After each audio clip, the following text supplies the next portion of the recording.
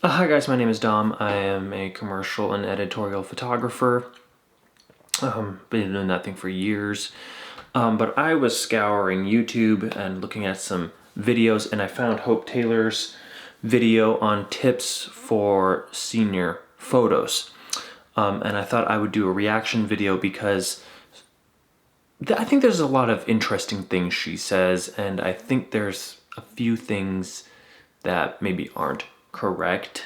But they're all personal choices of hers and personal opinions of hers, which is fine. But just like her, I've been doing the senior thing for a very, very long time, and I think I have some different opinions, and I just thought that I would share them with you guys. I need to turn the screen on because I keep looking at it. Hold on. So without further ado, let's get into this. So tip number one that we are going to start with is we are going to talk a little bit about gear. And I'm not somebody that loves to talk the technical side of things. I'm not somebody that geeks out over camera gear, but I do think that it's really, really important, especially when it comes to senior portraits, because you need a very specific focal length and very specific gear and settings to get those really beautiful, super sharp images of your seniors with those beautiful, blurry bokeh backgrounds. So I know that this can be very overwhelming. There are so many options for camera gear and lenses, especially now that all of the camera companies are releasing a mirrorless version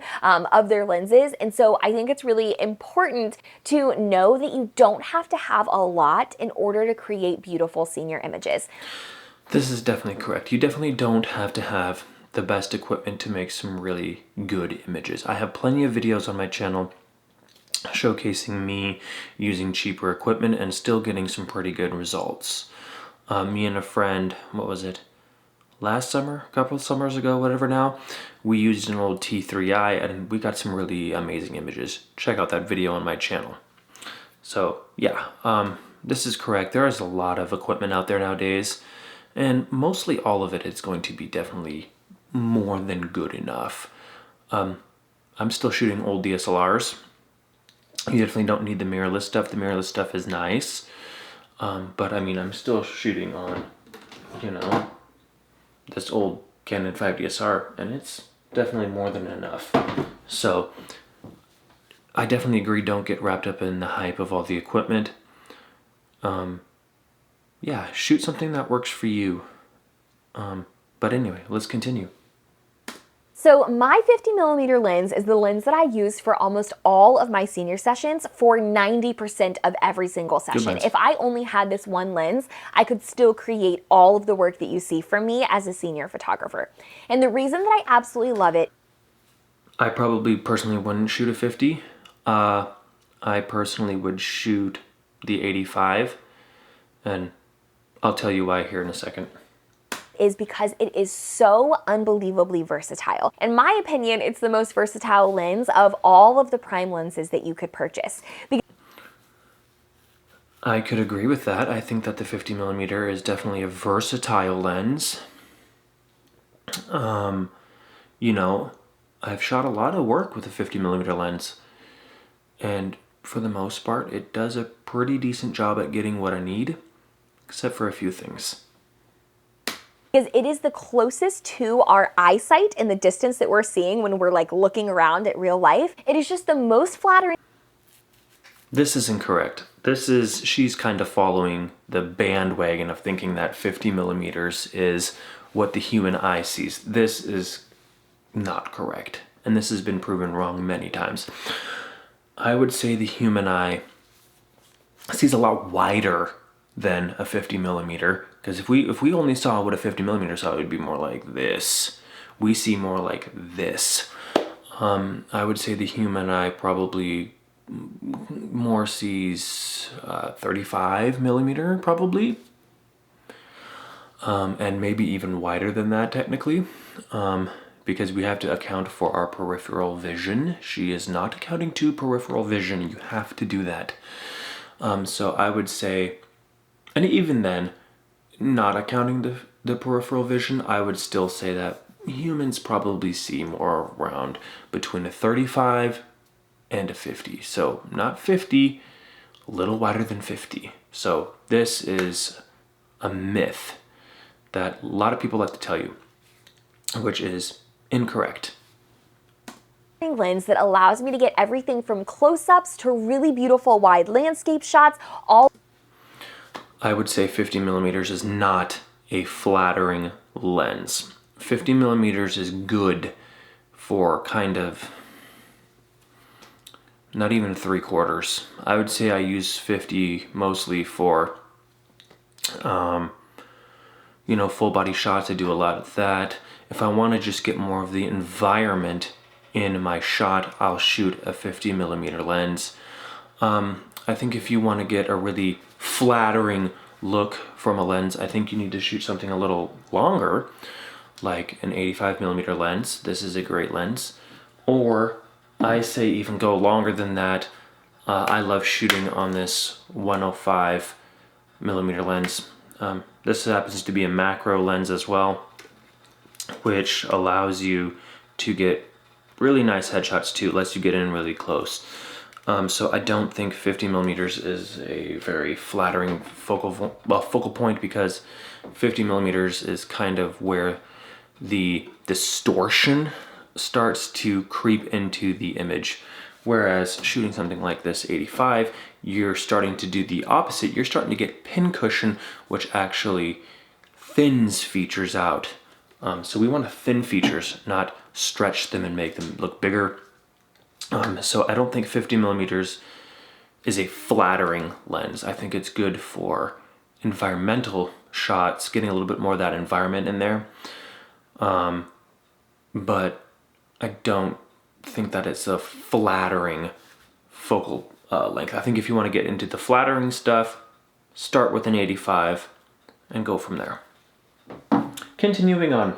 Without having to switch my lenses at a shoot. So I just mentioned that it's my favorite prime lens. And if you don't know what prime lenses are, I think that's really important to touch on, because outside of my 50 millimeter, the only other lenses that I ever use at a senior session are my 35 millimeter and my 85 millimeter. And cool, so she does shoot some longer focal lengths and even a little bit wider, which I think that the 35, the 50, and the 85 are definitely.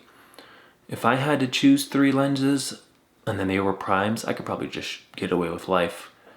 Probably do life with those. Now personally, excuse me, if it was me, if I had 2 lenses, I would shoot a 24-70 f2.8.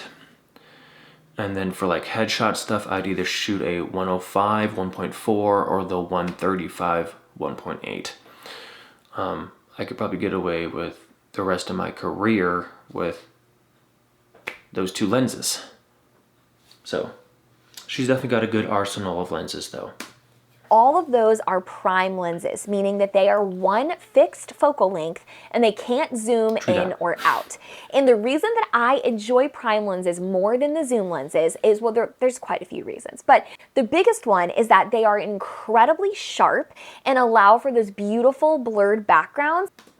This is true. Prime lenses are very, very sharp. Even something like this, cheap 50 millimeter 1.8, it's pretty darn sharp when you start to stop it down. Same with this 85. Now when you open it up wide open to get those blurry backgrounds, this is where you start to see where the lens is a little cheaper. Not as sharp, but it's okay. Something like this macro lens, once again, is insanely sharp. It has very nice glass in this. So very true. Prime lenses are insanely sharp, but zoom lenses have gotten really, really good. Something like this Sigma 18-35 pretty much has the same sharpness as primes. And it even has the same wide open aperture to get those blurry backgrounds. So yeah, if you want to get really nice blurry backgrounds, definitely go for primes. Less elements and less moving parts, as I would say. So primes are very good. And they are the most consistent in terms of those 2 things in my experience. Correct. My zoom lenses are beautiful, but they don't create the same consistent look in portraits that I absolutely love getting with my 50 millimeter lens. I think you can absolutely get consistent looks from your zoom lenses. Like a 70-200, you're just going to get that compressed look all the way throughout the lens. Doesn't matter which part, whether it's the 70 millimeter or the 200, you're going to get that longer compressed look. So I kind of disagree with that. Now, I personally stopped shooting zoom lenses because I really don't need zoom lenses that much. But whatever. Zoom lenses, you can get a very consistent look. There's a lot of people who build their portfolio off of 70 to 200 just because they like that long compressed look. So there's no such thing as an inconsistent look with a lens. I mean, there kind of is, but you can definitely get a consistent look and a signature look through a zoom lens. There are plenty of people who have done it in the commercial world. Continuing on. So tip number 1 is to know that you don't need a lot of gear to have really beautiful senior imagery, but I do recommend that you use prime lenses to get. I could agree with that. I think prime lenses are definitely a really good choice, and they're cheap. Most people starting out definitely are not on a great budget. So once again, this little 50 millimeter is only like $125, and it does a pretty decent job. Throw that on your camera and watch what happens compared to your kit lens like the 18 to 55 or whatever. But I do agree. I think a prime lens, if you only had one lens, probably is the best thing. Now, personally, if I only had one lens, I'd shoot an 85 for a whole entire senior session. And I've done it. I've done it multiple times. Nobody really notices the difference either. So whether it's the 50, the 85, whatever, just shoot it. It's fine. Continuing on. Those crisp, really sharp images of your client's eyes, but with those really dreamy, blurry backgrounds. True. Tip number 2 is that I shoot with a pretty low aperture. So we've talked a lot about those really beautiful, blurry backgrounds that I just love so much. And the best way to achieve that is to shoot with a really low aperture. If you want to get the blurry backgrounds, shoot at f2.8 or faster. That's definitely going to help you get blurry backgrounds. Once again, this 85 is a 1.8. It's going to get you nice blurry backgrounds. Good budget option too. Also that 50 millimeter, once again, it's a good budget option. Or f-stop. And the thing that I wanted to note in this video is that a lot of these really expensive prime lenses, like the 50 millimeter 1.2, you can take your f-stop all the way down to 1.2 and shoot wide open. And that's one of the reasons that those lenses are so expensive, right? But that does not mean that you should shoot that wide open. I totally agree. Just because you have 1.2 doesn't mean you should always shoot it. But if you're going to buy a 1.2 lens, why wouldn't you shoot at f1.2? What's the point? Now, I do understand that when you stop down the lens, it gets sharper. Let's continue watching and see what she has to say. So I shoot all of my senior portraits at 2.5 aperture because instead of shooting all the way wide open at 1.2, if I do that, I'm leaving very little margin for error. So if I am even slightly off focus. This is very true. I think shooting at f1.2 is a pretty dangerous thing. You can do it. Take a lot of shots though, if you're going to shoot like that. This is where I have to 100% go against what she's saying with shooting really wide open. I don't think you always have to shoot wide open. I think you can stop down your lens. If I move just a little bit, if my client moves just a little bit, all of a sudden their eye is no longer tack sharp and in focus like I want it to be. So moving it up to 2.5 gives me a lot more margin for error without sacrificing those beautiful, creamy, bokeh, blurry backgrounds that we love so much. So prime lenses, shooting at a low aperture, but not necessarily wide open. I like the 2.2 to 2.5 range, and using a white reflector. Tip number 3 is... Okay. This is where I say I don't think you always have to shoot a shallow depth of field to get a good image. For example, here you are.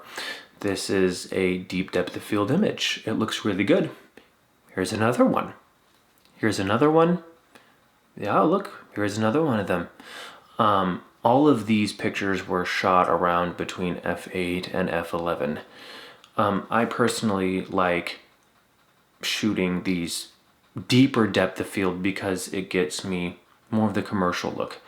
A lot of commercial photographers very rarely shoot at shallow depth of fields because when there's a lot of money and short time involved, you have to get the shot. And fussing with focus and not getting the focus correct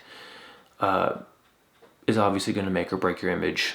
And it could be the reason that the brand never calls you back. So, and I think that the deep depth of field look is just very artistic. It looks more like a painting to me. But it's also just different. It sets you out a little differently amongst everybody else who is always shooting a shallow depth of field. I always like to have my images look a little different from everyone else's. So I generally tend to shoot a lot of deeper depth of field images because I just think it looks different. I think it looks cool. It looks more like a painting, and it's very commercial looking. So, continuing on. Is my reflector. It is my secret weapon for my senior sessions. If you've ever watched any of my other senior videos, you may have seen me use it. I even have a video dedicated just to how I use the reflector without having an assistant or an intern with me. I have the one with the handle. I'll link it in the description. But it allows me to fill the light on my clients' faces in a beautiful and very flattering way that creates this. I think reflectors are definitely a good piece of equipment to have. This is kind of going back to the setting yourself apart thing. I think, well, reflectors are mostly used for natural light, bouncing sunlight all over the place.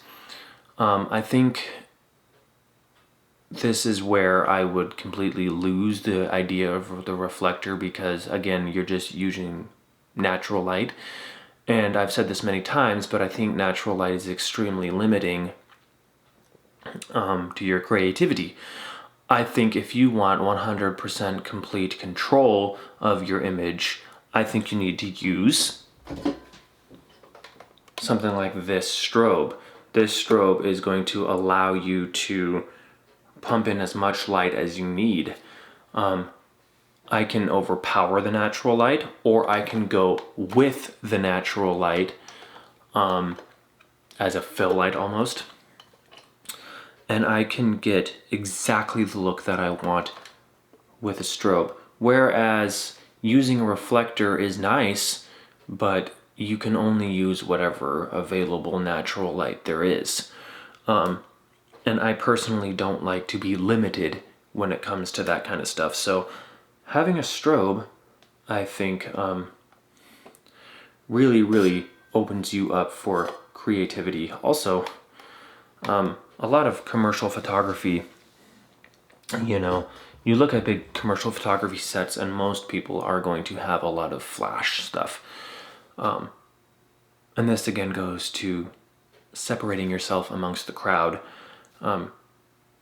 So having complete control and using lighting in an artistic way, I suppose, is a good thing to do.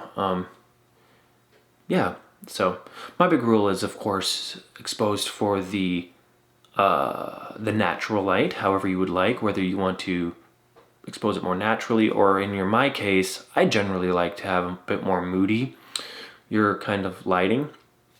So I do that. And then I'll expose for my background however I want, and then just bring in my strobe where I want and where I see fit. So reflectors, I think, are a good thing, but I think that they're very limiting. Continuing on. Signature, even and accurate skin tones that you see in all of my senior portrait. This is very true. Again, reflectors very good for that kind of stuff, but I think you can take that to another level and just use strobes for, again, more control. work. So I don't use the gold side, I don't use the silver side, I just use a very simple white reflector with a handle, and I pop it underneath my clients to fill the light on their face, create beautiful even skin tones, and it even makes editing later easier because it kind of hides blemishes by filling in. Okay.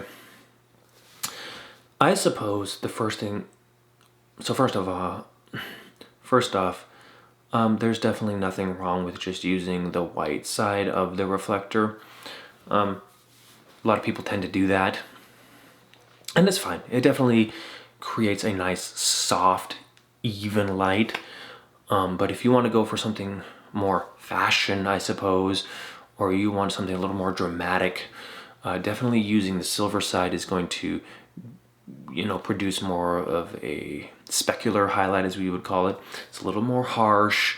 It's going to give a little more power, if you will, from the reflector. And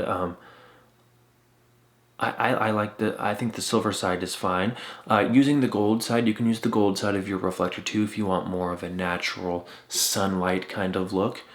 I've had to use the gold side a couple times, but whatever. As far as what side and what color of the reflector you want to use, yeah, the white side is definitely fine. But I think if you want a more punchier, fashiony look or commercial look, I definitely think using the silver side is fine. And then again, using that gold side is fine as well. As far as the part of filling in shadows to reduce time in editing, yeah, I suppose that's true. You can kind of even out the skin tones. You can do that same thing with a strobe once again. There's a train. Nice. But anyway, everything that she's saying about a reflector, you can do the same exact thing with a strobe, but reflectors are obviously a lot cheaper, but strobes have more control. So, not light, and it creates really beautiful catch light in your client's eyes. So those are my 3 tips. Prime lenses, a low aperture that isn't wide open but somewhere in the middle, and using a white reflector will really help you to level up your senior images. Yeah, she had some pretty good tips. So prime lens, yep. You can definitely use a prime lens or a zoom lens, whatever you want to use. Shooting a low aperture, wide open, getting those blurry backgrounds. Don't think you always have to do that. I think there's nothing wrong with stopping your lens down and shooting a deep depth of field. I do it all the time in my senior photos. Not saying I don't shoot shallow depth of field. Of course I do. Seniors want that shallow depth of field look, of course. But I do a lot of deeper depth of field images. So there's that. And then using a reflector, absolutely, you can use a reflector. I personally think that the strobe is a better option. More control, like I said. And of course, I like to have as much control of my image as I can. So there you guys go. I hope you did enjoy this video. If you did, give it a big thumbs up. If you have any questions or comments, leave those in the comments section below. Yeah, so this was kind of a fun video. She's got some great tips. This isn't anything saying that her tips are bad. I'm just saying that I think if you want to level up your images, I think you could take some of my tips and use them in your own photography. So anyway, yeah, so Hope Taylor's tips were pretty good. Could use a little brush up though. So anyway, I will see you guys in the next video. Bye.